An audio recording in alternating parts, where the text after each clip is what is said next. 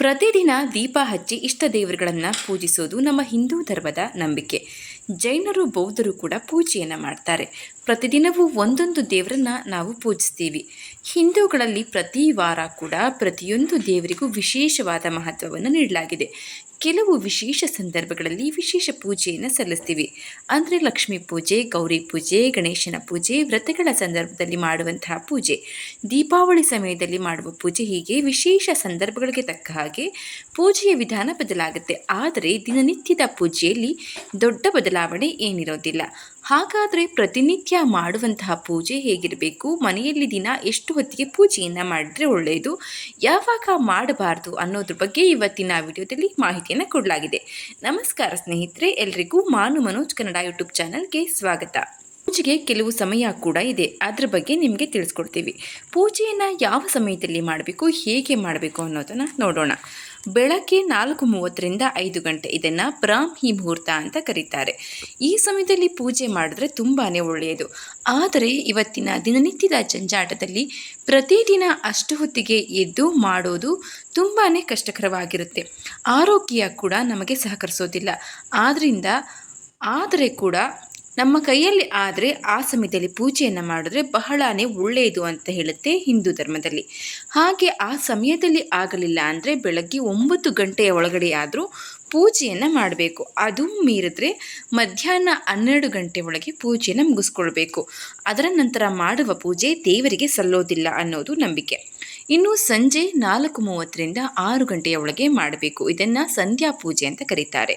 ರಾತ್ರಿ 9 ಗಂಟೆಯ ವೇಳೆಗೆ ದೇವರು ಮಲಗಿರ್ತಾನೆ, ಶಯನ ಕಾಲ ಅಂತ ಹೇಳಲಾಗುತ್ತೆ. ಈ ಹೊತ್ತಿನಲ್ಲಿ ಮಾಡುವ ಪೂಜೆಗೆ ಶಯನ ಪೂಜೆ ಅಂತ ಕರೆಯಲಾಗುತ್ತೆ. ಮೊದಲು ಸ್ನಾನ ಮಾಡಿ ದೇಹವನ್ನು ಸ್ವಚ್ಛ ಮಾಡಿ ಬಟ್ಟೆ ಧರಿಸ್ಕೊಳ್ಬೇಕು. ನಂತರ ಪೂರ್ವ ದಿಕ್ಕಿಗೆ ಮುಖ ಮಾಡಿ ನಿಂತು ಇಷ್ಟ ದೇವರನ್ನು ಮನಸ್ಸಿನಲ್ಲಿ ಧ್ಯಾನಿಸಬೇಕು. ದೇವರ ಕೋಣೆಯನ್ನು ಸ್ವಚ್ಛ ಮಾಡಿ ಮೊದಲಿಗೆ ಗಣೇಶನ ಆರಾಧನೆಯೊಂದಿಗೆ ಪೂಜೆಯನ್ನು ಮಾಡಬೇಕು. ದೀಪ ಹಚ್ಚಿ ಅಗರಬತ್ತಿ ಧೂಪವನ್ನು ಹಚ್ಚಿ ದೇವರಿಗೆ ಧಾನ್ಯಗಳೇ ಆಗಲಿ, ಹಣ್ಣೆ ಆಗಲಿ, ಯಾವುದಾದ್ರೂ ನಮ್ಮ ಕೈಯಲ್ಲಿರುವಂಥ ಶಕ್ತಿ, ದೇವರು ನಮಗೆ ಶಕ್ತಿ ಯಾವುದನ್ನು ಕೊಟ್ಟಿದ್ದಾನೆ, ಒಂದು ಚಮಚ ಸಕ್ಕರೆ ಕೂಡ ಆಗಿರಬಹುದು, ಅದನ್ನು ದೇವರಿಗೆ ಅರ್ಪಿಸಿ ನಾವು ದೇವರ ಪೂಜೆಯನ್ನು ಮಾಡಬಹುದು. ನಂತರ ದೇವರ ಮಂತ್ರಗಳನ್ನು ಪಠಿಸಿ ಧ್ಯಾನವನ್ನು ಮಾಡಬಹುದು. ಪೂಜೆಗೆ ಬೇಕಾಗುವಂತಹ ಸಾಮಾನ್ಯ ವಸ್ತುಗಳು: ದೀಪ, ದೀಪದ ಎಣ್ಣೆ, ಬತ್ತಿ, ಜಪಮಾಲೆ, ಗಂಟೆ, ಹೂಗಳು, ಅಗರಬತ್ತಿ, ಕರ್ಪೂರ. ನಿಮ್ಮ ಮನೆಯಲ್ಲಿ ಯಾವ ದೇವರ ಫೋಟೋ ಅಥವಾ ವಿಗ್ರಹ ಇರುತ್ತೋ ಆ ಫೋಟೋ ವಿಗ್ರಹ ಇದ್ದರೆ ಸಾಕು, ಅದಕ್ಕೆ ನಾವು ಪೂಜೆಯನ್ನು ಮಾಡಿಕೊಳ್ಬಹುದು. ಇನ್ನು ಪೂಜೆ ಮಾಡುವಾಗ ಏನನ್ನ ಮಾಡಬಾರ್ದು ಅನ್ನೋದು: ಸ್ನಾನ ಮಾಡದೆ ದೇವರ ದೀಪವನ್ನು ಹಚ್ಚಲೇಬಾರ್ದು. ಸುಖಾಸನದಲ್ಲಿ ಕೂತು ಪೂಜೆಯನ್ನು ಪ್ರಾರಂಭಿಸಬೇಕು. ಪೂಜೆಗೆ ಕೂತಾಗ ಎದ್ದೆದ್ದು ಹೋಗಬಾರ್ದು. ಒಮ್ಮೆ ಕೂತ್ರೆ ಪೂಜೆಯ ಮುಗಿಯೋವರೆಗೂ ನಾವು ಎದ್ದು ಹೋಗಬಾರ್ದು. ನಿಮ್ಮ ಮೊಬೈಲನ್ನು ಮೊದಲು ಸೈಲೆಂಟ್ನಲ್ಲಿಡಿ. ದೇವರಿಗೆ ಬೆನ್ನು ಹಾಕಿ ಕೂತು ಪೂಜೆಯನ್ನು ಮಾಡಬೇಡಿ. ಬರಿಕೈಯಲ್ಲಿ ದೇವರಿಗೆ ಏನೂ ಅರ್ಪಿಸಬೇಡಿ, ತಟ್ಟೆಯಲ್ಲಿ ಇಟ್ಟು ಅರ್ಪಿಸಿ. ಒಂದು ದೀಪದಿಂದ ಮತ್ತೊಂದು ದೀಪವನ್ನು ಬೆಳಗಿಸಬೇಡಿ. ಹಬ್ಬದ ದಿನಗಳಲ್ಲಿ ಶುಕ್ರವಾರ, ಭಾನುವಾರ, 12ನೇ ಅಂದರೆ ಏಕಾದಶಿ ಮತ್ತು ದ್ವಾದಶಿ ದಿನ ತುಳಸಿ ಎಲೆಯನ್ನು ಕೀಳಲೇಬಾರ್ದು. ಗಣೇಶ, ಲಕ್ಷ್ಮೀ, ಸರಸ್ವತಿ ನಿಂತುಕೊಂಡಿರುವ ಮೂರ್ತಿ ಅಥವಾ ಫೋಟೋವನ್ನು ಬಳಸಬಾರ್ದು. 11 ಇಂಚಿಗಿಂತ ಚಿಕ್ಕದಾದ ದೇವರ ಮೂರ್ತಿಯನ್ನು ಬಳಸಿ. ಪೂಜಾ ಸಾಮಗ್ರಿ ಯಾವಾಗಲೂ ಶುದ್ಧವಾಗಿರಲಿ. 11 ಇಂಚಿಗಿಂತ ಅಥವಾ ನಿಮ್ಮ ಮುಷ್ಟಿ ಬಿಗಿ ಮಾಡಿದರೆ ಅದರೊಳಗಡೆ ಆ ವಿಗ್ರಹ ಇರಬೇಕು. ಅದನ್ನು ಮೀರಿ ಬಂದರೆ ಅದು ದಿನನಿತ್ಯದ ಪೂಜೆಗೆ ಅರ್ಹವಲ್ಲ. ಅಂತಹ ವಿಗ್ರಹ ಮನೆಯಲ್ಲಿದ್ದರೆ ಅದಕ್ಕೆ ಪ್ರತಿನಿತ್ಯ ಅಭಿಷೇಕವನ್ನು ಮಾಡಬೇಕಾಗುತ್ತೆ. ದಿನನಿತ್ಯದ ಪೂಜೆಯನ್ನು ಯಾವ ರೀತಿ ಮಾಡಬಹುದು, ಯಾರು ಮಾಡಬಹುದು ಅನ್ನೋದ್ರ ಬಗ್ಗೆ ತಿಳ್ಕೊಳ್ಳೋಣ. ಇವರೇ ಮಾಡಬೇಕು ಅನ್ನೋದು ಕಟ್ಟುನಿಟ್ಟಿನ ನಿಯಮವೇನಿಲ್ಲ. ಮನೆಯಲ್ಲಿ ಯಾರು ಬೇಕಾದರೂ ಪೂಜೆ ಮಾಡಬಹುದು. ಪೂಜೆ ಮಾಡುವವರು ಮಡಿಯಿಂದ ಇರಬೇಕಷ್ಟೇ.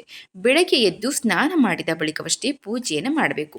ಪೂಜೆಗೆ ಹೂವುಗಳನ್ನು ಅರ್ಪಿಸಿ ಮಂತ್ರಗಳನ್ನು ಹೇಳಬೇಕು. ಮನೆಯಲ್ಲಿ ಒಬ್ಬರು ದೀಪ ಹಚ್ಚಿದ ಮೇಲೆ ಬೇರೆಯವರು ಹಚ್ಚಬಾರದು. ಅವರು ಪ್ರಾರ್ಥಿಸಿ ಹೋಗ್ಬೋದು. ಮನೆಯಲ್ಲಿ ಆರತಿ ಮಾಡುವಾಗ ಮನೆ ಮಂದಿಯೆಲ್ಲ ಬಂದು ಪ್ರಾರ್ಥಿಸಿದರೆ ಮನೆಗೆ ಮತ್ತಷ್ಟು ಶ್ರೇಯಸ್ಕರ. ಮನೆಯಲ್ಲಿ ಸೂತಕವಿದ್ದಾಗ ಪೂಜೆ ಮಾಡಬಾರ್ದು. ಮನೆಯಲ್ಲಿ ಮರಣ ಸಂಭವಿಸಿದರೆ, ಹೆರಿಗೆಯಾಗಿದ್ದರೆ ಪೂಜೆಯನ್ನು ಮಾಡಬಾರ್ದು. ಇದೆಲ್ಲ ಸಾಮಾನ್ಯವಾಗಿ ನಮಗೆ ತಿಳಿದೇ ಇದೆ. ಇನ್ನು ಮುಟ್ಟಿನ ಸಮಯದಲ್ಲಿ ಮಹಿಳೆಯರು ದೀಪ ಹಚ್ಚಬಾರದು.